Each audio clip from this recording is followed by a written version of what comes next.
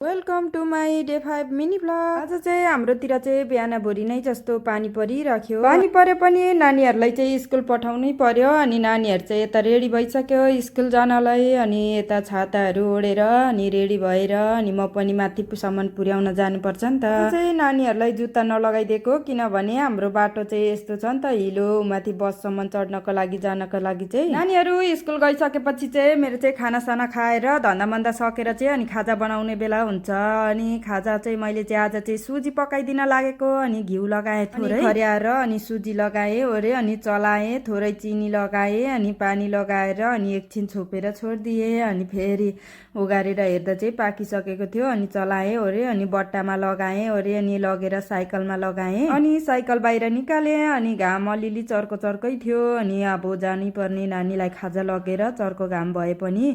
अनि म चाहिँ पुर्याएर आएँ। आउँदा चाहिँ यस्तो खलखल पसिना भएको थियो। अनि फेनको हावामा बसेँ। अनि लुगा धुनु थियो अनि लुगा भिजाएँ ओरे अनि मलाई चाहिँ सुँगुरको खोरतिर जान मन लाग्यो। हेर्दा त सुँगुरहरू त सास पनि फेरेको छैन जसरी सुत्दै रहेछन्। सुँगुर सुताइ भनेको चाहिँ यस्तै हुन्छ होला। अनि आजको भिडियो चाहिँ यति नै साथीहरू।